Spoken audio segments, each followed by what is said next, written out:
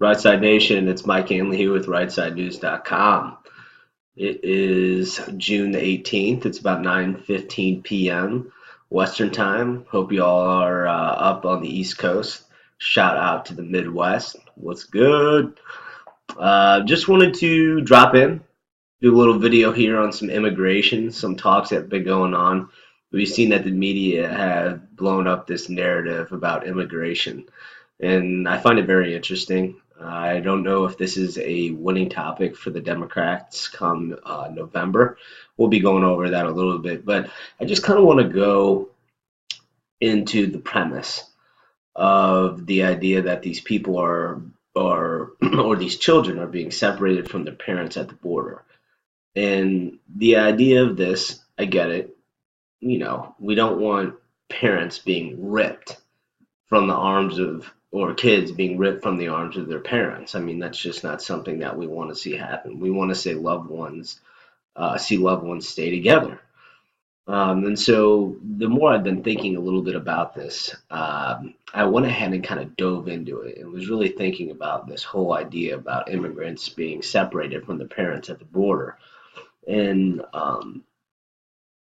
number one, number one is if you come to the country legally, you will not be separated from your parents or parents from their children.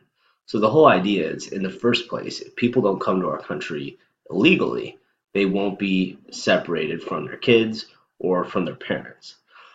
Number two, and I think this is one of the most important things, and I also have a video on here, or a tweet that I'm going to show through this video in a little bit, just talking about what's actually happening at the border, because I don't think a lot of people think about what's really happening. And so we have these people that are coming into the country with kids, and how can we say for sure as a country that the kids belong to the people that are bringing them into the country? There's no real way. They don't have identification. We don't know their names. Some of the kids can't really speak. And if they can speak, maybe they only speak a little bit of Spanish. So the whole idea here is we have to be very concerned, not only about, you know, drugs and gangs coming into the country, but we have to be worried about kids and people being trafficked into our country by gangs such as MS-13. Now, I talked a little bit about this a while back when I put on the video about immigration, when Trump met with some of the ICE directors. I believe his name is Mike Homan. And I also have another tweet that I want to show you a little bit later in this video as well, that kind of backs up what I'm saying, and just kind of gives a little bit of pushback on this narrative that our Trump wants to separate kids from their parents that are immigrating here, albeit illegally. But I don't think that's happening. I think what we have here is there are a lot of people that are immigrating, much of which are immigrating illegally. So we don't know if kids are coming here by themselves, if they're coming with their actual parents, if they're coming here with perhaps a gang member or somebody that doesn't have the best intentions for these kids. So it's not just a matter of kids being viciously ripped from their parents' arms. I mean, perhaps in a very few cases this has gone on. I think more so in what's really going on, and this sounds scary, but I think there is a lot of human trafficking that goes to the southern border. And I think we have to be extremely, extremely diligent in how we handle this issue. And I think it makes sense in some cases. Now, I'm not saying we want to separate kids from the parents, but I think it is important to separate the kids from the people that are bringing them in just for a little bit of time. And here's why. Because if the kids are separated from the people that are maybe bringing them into this country, and they're bringing them into this country illegally, perhaps through a human smuggling operation, then the kids will have the ability to be away from somebody who is trying to harm them and speak up for themselves. Now, again, this is going to be extremely difficult. One, because they probably don't speak English. And number two, if they do speak Spanish, they probably speak a little bit of Spanish. Some of these kids are very young. So we have to be very, very diligent in how we go about doing this. And I think this is the bigger issue. I don't think it, I don't think anybody within immigrations, customs, and or immigrations and customs enforcement is wanting to take kids away from their parents or vice versa. I think it's this idea that these laws are in place, and when the laws are in place, it is up to the directors and the people that run these departments inside the government to follow the laws that have been passed by Congress, being the House of Representatives and the Senate. And so as we're going through this, and we either hear this narrative where the Democrats are sitting up there and they're pointing their finger at some of these departments, the interesting thing here is that many, if not all of these laws were in place when Barack Obama was president. So this kind of goes back to when Trump was challenging Hillary Clinton during the debate. If these laws have been here for this long, then why, when you had the opportunity, why didn't you change them? It's that simple. So we wouldn't be in this position now, and the media wouldn't be using this narrative if the Democrats, who had Barack Obama as president for 8 years, made the changes necessary so that these things weren't happen that they were so upset about. Now, there's a whole other slew of issues. There's maybe many things that Barack Obama did that people really like, but I'm talking specifically about this issue. And I think it's a very important issue. Immigration is one of the biggest issues of our time that is never talked about. And now that we're talking specifically about immigration in a general sense, I think it's important to talk about the Democrats and immigration in general. And here's why. I think they're in a bad place. I think that they are not in a good way. I think now Paul Ryan is trying to circumvent that and make Trump look bad by developing two bills, one of which he's going to try to make Trump sign. And I don't think that's going to happen again because it happened back with the omnibus bill, where he signed the omnibus bill, the spending bill. That was an outrageous amount of money because he got, I think, $600 million to begin building the wall. And also, people always talk about, oh, well, he can't build the wall. It's going to cost too much money. It's going to cost $200 billion. Number one, they built the Great Wall of China, okay? And let me tell you, they didn't have massive machinery like we do now. They built it with humans. All right? Number two, and this is more recent, okay? Barack Hussein Obama gave $150 billion to Iran. So if good old Barack was able to find $150 billion to just give to Iran, the country that is the number one state sponsor of terrorism in the world, then Donald Trump can for sure find $2 billion or $200 billion to build the wall on our southern border. So going back to the point I was trying to make originally, sorry, I'm just jumping around a little bit, is I don't think it's a winning issue because right now, I think what the Democrats are trying to do is pin Trump against somebody who's anti-immigrant. I think Trump wants to make a deal. He'll do a deal on DACA if they build the wall. Now, they're not going to build the wall. They're not going to build the wall. The Democrats aren't. Now, if Trump can get it passed, he will build it. And I think here's what's interesting about this dilemma that the Democrats are in. They are going to continue to keep pushing this narrative about bridges, not walls, all these different cute little phrases that they like to use to spin it in people's minds into something that it really isn't, kind of like a Planned Parenthood. Well, of course we want parenthood to be planned, but when you dig deeper, into what these organizations are doing and what they really stand for, it's not what it seems like on the outside.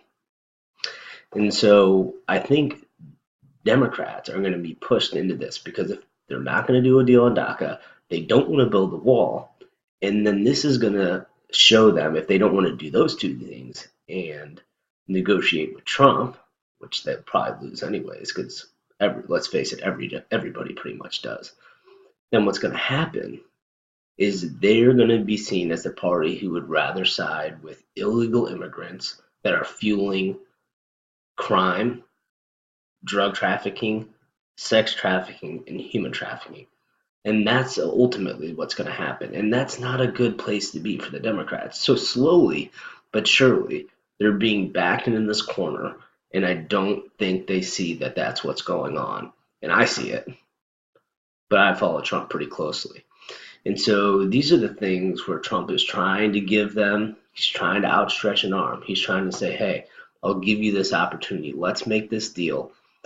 Let's get everybody on board together. We can be one big happy family. Even if we don't like each other, we can still be happy. We don't have to like one another, but we can be happy about what's happening for the country in general. We can unite. And immigration would be a wonderful thing to unite around. And this country would be so much better off. But I don't see that happening, unfortunately. I see Nancy Pelosi, who, God almighty, I mean, this lady, she can hardly articulate her thoughts. She can't even put what she wants to say into words. And that is extremely, that's concerning for me. We have this person who's essentially the head of the Democratic Party who stands up there and can't make sense of what she wants to say. And then we have got crying Chuck Schumer. This guy, he is so outmatched with Trump. Trump's known him for years from his time in New York. Trump is playing 7D chess on these fools. And, that's kind of what's going down right now. So we'd like to see unification. We would like to see something get done on immigration.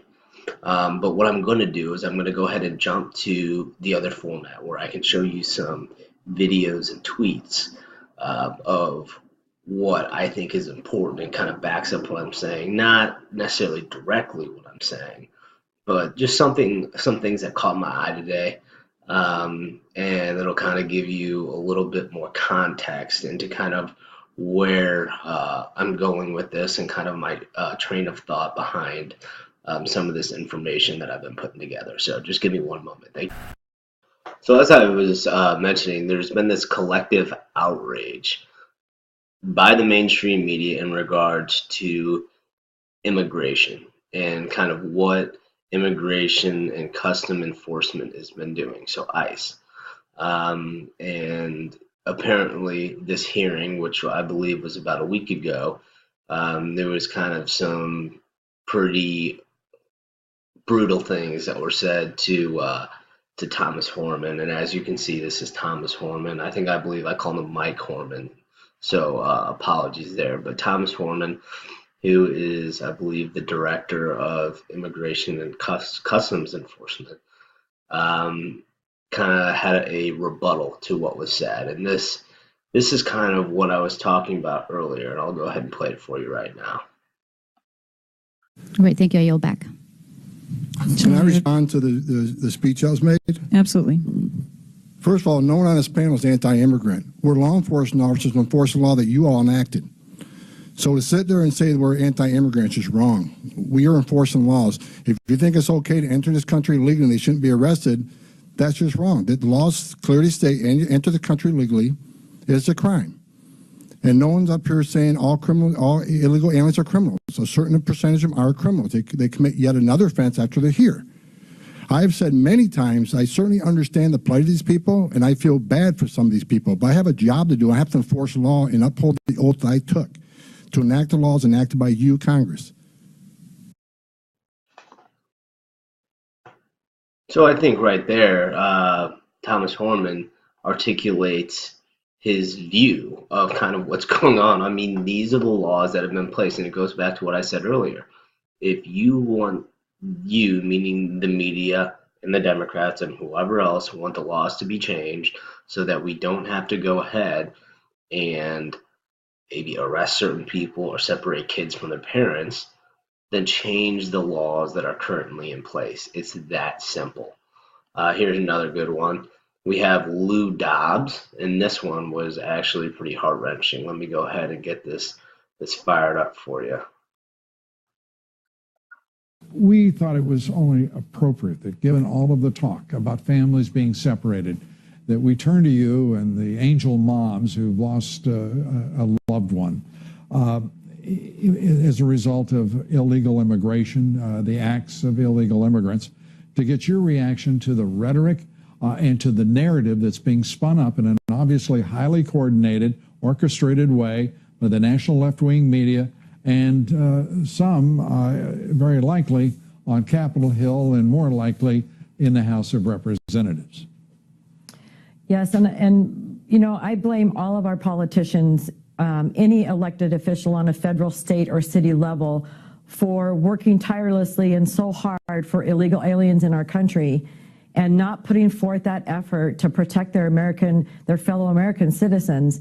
It's been an ongoing battle. It's something that they don't want to solve. This current issue right now, unfortunately, and it makes me sad that so many Americans just read a headline or look at a picture and immediately go with the rhetoric of how terrible these children are being treated, when in fact a lot of them are arriving at the border having been kidnapped and, you know, with sex traffickers. And we are actually doing a favor to these children. And I wish Americans would just take the time to understand these children needed the help that they got at the border, and thank God that the United States was there to help them. Absolutely.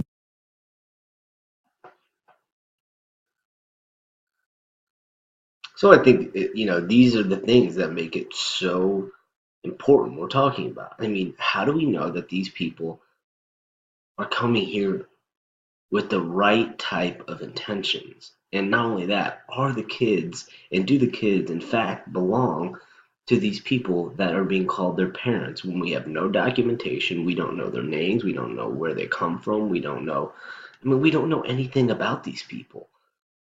So how can we be sure that we're letting these kids into the country not only illegally, but they're not going to be set up for success? I mean, how on God's given earth, well, they're sure as hell not going to be successful if they're in a human trafficking or sex trafficking ring. We know that. So let's get real here, people. And the idea that the media, that they say, oh, the parents are being ripped from, I mean, it's a bunch of bullshit, because think about the potential of the bad things that can really happen. I mean, this is the one thing that I find Democrats, when they talk about this is the idea that everything is all hunky-dory all the time. And we're gonna save the earth because everything's gonna be green and we're gonna be all sustainable. Let's be real. We know that when we dig coal, we send it over to China, they burn it in the worst way. This kind of almost applies to what happens here. Kids at the border, we don't know what's going on. We let an illegal immigrant come in, and what happens? This guy kills Kate Steinle. She was on a San Francisco pier with her father, and she was shot. And now they don't have Kate Steinle. And that person had been previously sent back, so deported 5 separate times. And he came back, found a gun, or bought a gun, or stole a gun. I'm sure it was an illegal gun, and ended up killing Kate Steinle. So how do we feel about this?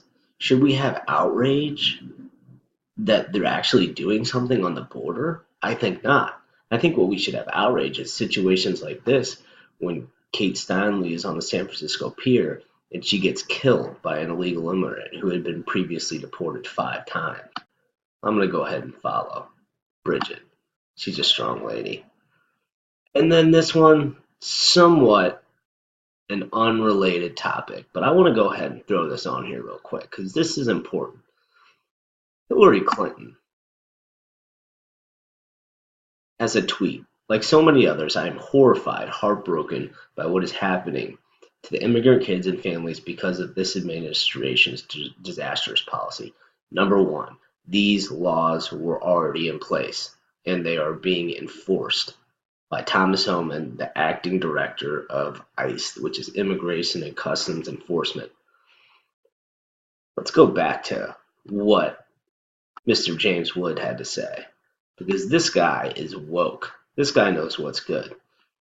Now do Haiti. Now this goes back to what I said a couple days ago in regards to the IG report, in regards to what happened with Haiti. There was money that was donated to the Clinton Foundation. None of that money went to the people of Haiti. And there's a lot of evidence and a lot of rumors that the Clintons and the Clinton Foundation are involved in human smuggling and human trafficking and sex trafficking operations. Now, people are going to call me crazy, but there are many orphanages that have been set up in Haiti because of the kids that have lost parents or do not have parents. And now these kids, because they don't have anybody to vouch for, they're too young, they are unrepresented, and they are not represented by people that have their best interests at heart.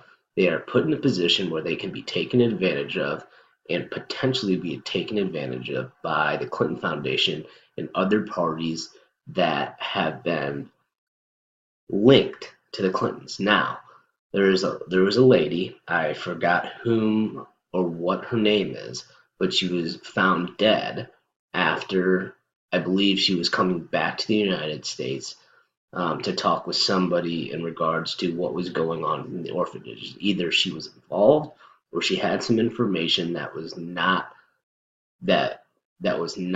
to the liking of the Clintons and the people who are involved in these human trafficking operations. Now, people are going to say, well, who's doing all this human trafficking?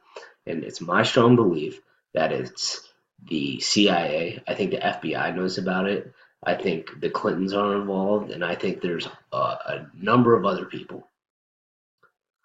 Because Miami is not far down there, and things go on. Let's just say it's corrupt, guys. Let's be real. So I really wanted to go ahead and just kind of throw this together and just talk a little bit about kind of what's been going down. And I sincerely appreciate you guys tuning in. I hope this has been helpful. I hope it's been beneficial.